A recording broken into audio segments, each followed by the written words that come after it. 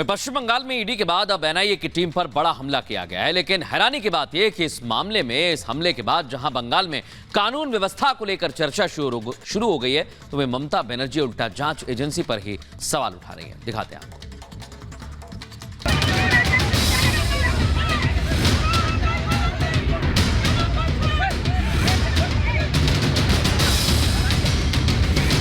पश्चिम बंगाल में कानून व्यवस्था का तमाशा बन चुका है। बंगाल सरकार और बंगाल पुलिस हर मोर्चे पर फेल हो गई है। सत्ता की ताकत में चूट टीएमसी नेता गुंडों जैसे व्यवहार कर रहे हैं और बंगाल पुलिस उनके इशारों पर अपराधियों की हिफाजत में मुस्तैद नजर आ रही है। जी हां, ये महज आरोप नहीं है, बल्कि संदेश खाली के बाद जिस तरह से मिदनापुर में एनआईए की टीम पर हमला हुआ है, वो यही हकीकत बयां कर रहा है। पश्चिम बंगाल में क्या हो रहा है? मिदनापुर में एनआईए टीम पर हमला, एनआईए टीम की गाड़ियों पर पथराव, हमले में एनआईए के 2 अधिकारी जख्मी, टीएमसी नेता और समर्थकों पर केस दर्ज। आपको बता दें, पश्चिम बंगाल के मिदनापुर में सामने आई ये घटना शनिवार सुबह करीब 5:30 बजे की है। जानकारी के मुताबिक एनआईए की टीम 2022 के भूपति नगर ब्लास्ट केस की जांच में आरोपियों की धरपकड़ के लिए मिदनापुर पहुंची थी। लेकिन इससे पहले कि एनआईए के अधिकारी अपनी कार्रवाई को अंजाम दे पाते, भीड़ की शक्ल में आए हमलावरों ने एनआईए की टीम पर ईंट पत्थरों से हमला कर दिया। मौके से मिली जानकारी के मुताबिक हमला इतना प्री प्लान था कि एनआईए के अधिकारियों को संभलने का मौका तक नहीं मिला, जिस वजह से उपद्रवियों के पत्थरबाजी में जहां एनआईए टीम की गाड़ियां क्षतिग्रस्त हो गईं, तो वहीं 2 अधिकारी भी गंभीर रूप से जख्मी हो गए। लेकिन हैरानी यह है कि इस मामले की खबर जब पश्चिम बंगाल की सीएम ममता बनर्जी तक पहुंची, तो बजाय वो घायल एनआईए के अधिकारियों का हालचाल लेती, वो उल्टा एनआईए की कार्रवाई पर ही सवाल उठाने लगी। জানিয়ে গেছিল ওরা কেন মধ্যরা পুলিশকে না জানিয়ে যাচ্ছে? নিয়ম হচ্ছে পুলিশকে, লোকাল পুলিশকে জানিয়ে যাওয়া।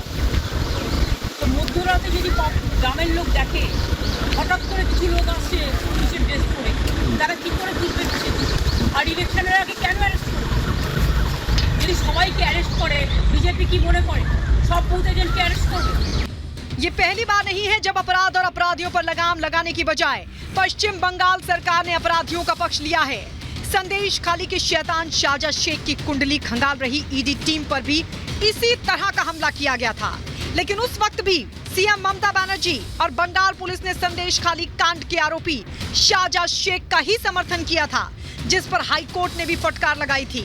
बावजूद इसके महज 1 महीने बाद ही जिस तरह से एक बार फिर पश्चिम बंगाल में एक घटना सामने आई और सीएम ममता बनर्जी उल्टा अपराधियों का बचाव कर रही हैं, बंगाल सरकार का ये रुख हैरान करने वाला है।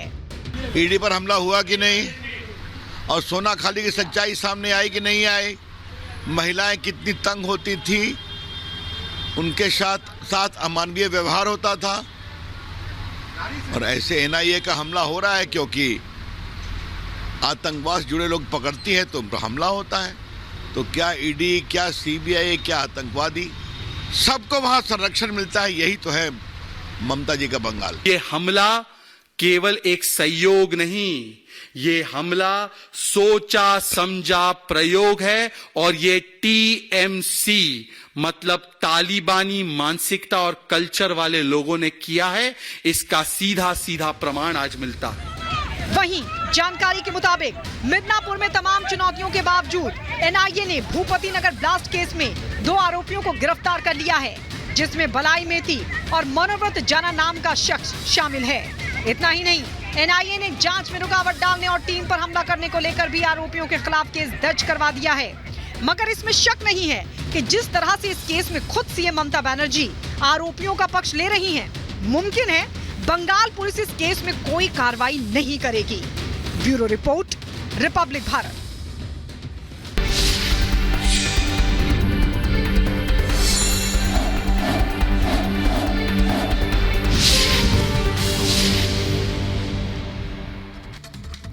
प्रधानमंत्री नरेंद्र मोदी विकसित भारत के विजन को लेकर लगातार आगे बढ़ रहे हैं और इसी को लेकर 2024 के लोकसभा चुनाव में भी ताल ठोक चुके हैं।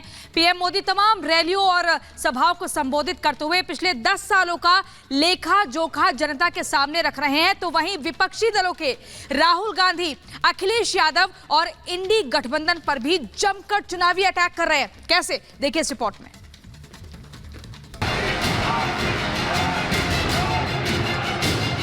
चुनाव लड़ रहा है ताकि भाजपा की सीटें 370 से कम की जा सके।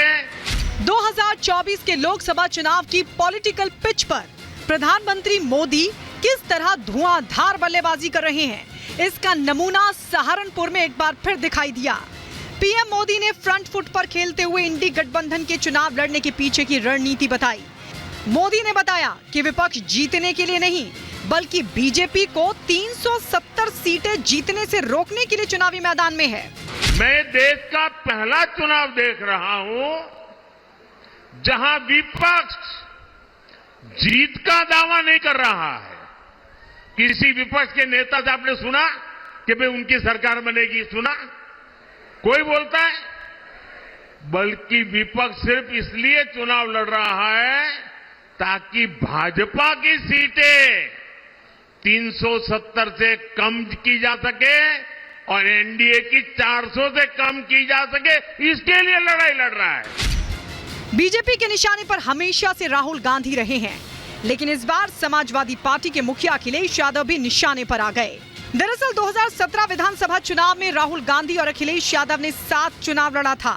उम्मीद जताई जा रही थी कि दो लड़कों की ये जोड़ी कमाल करेगी, लेकिन गठबंधन को करारी हार मिली थी। ऐसे में 7 साल बाद 24 के चुनाव में एक बार फिर वही जोड़ी चुनावी मैदान में है और इसी जोड़ी पर पीएम मोदी ने जोरदार हमला बोला। आपको याद होगा पुराना, यहां उत्तर प्रदेश में दो लड़कों की जो फिल्म पिछली बार फ्लॉप हो चुकी है, उस दो लड़कों की फिल्म को इन लोगों ने फिर से रिलीज किया है। मुझे समझ नहीं आता, अरे काठ की हांडी को ये इंडी गठबंधन वाले कितनी बार चढ़ाएंगे? पीएम मोदी यही नहीं रुके। कांग्रेस और समाजवादी पार्टी में कैंडिडेट को लेकर जो उहापोह मची हुई है, उसे लेकर भी मोदी निशाना साधते हुए दिखाई दिए। सपा की स्थिति ये है कि यहां हर घंटे उसे अपने उम्मीदवार बदलने पड़ रहे हैं। ये लोग उम्मीदवारों तक का फैसला नहीं पा रहे और कांग्रेस की स्थिति तो और विचित्र है। कांग्रेस को तो उम्मीदवार ही नहीं मिल रहे। सहारनपुर की धरती से मोदी ने एक बार फिर देश से भ्रष्टाचार को मिटाने की गारंटी दी। साथ ही इशारों में बता दिया कि भ्रष्टाचारियों पर एक्शन हो रहा है और आगे भी जारी रहेगा। साथ ही नरेंद्र मोदी ने 10 साल में किए गए कामों को महज ट्रेलर बताया। कांग्रेस जितने साल सत्ता में रही, उसने कमीशन खाने को प्राथमिकता दी। इंडिया अलायंस कमीशन के लिए है, एनडीए मोदी सरकार मिशन के लिए है। पहले फेज की वोटिंग में महज कुछ दिन बाकी हैं और उससे पहले कांग्रेस ने अपना मैनिफेस्टो जारी किया, जिसे नाम दिया गया न्याय पत्र। कांग्रेस के इसी मैनिफेस्टो पर पीएम मोदी ने अटैक किया। पीएम मोदी ने कहा कि कांग्रेस के इस मैनिफेस्टो में मुस्लिम लीग की छाप है।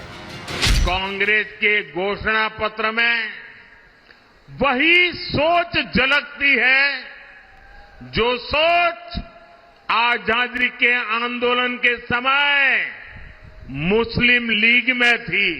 कुल मिलाकर कांग्रेस इसमें दूर दूर तक नहीं दिखाई देती है।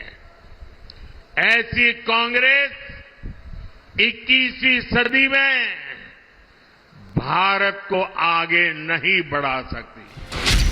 लोकसभा चुनाव के लिए 64 सज चुकी है, मोहरे भी सेट हो चुके हैं।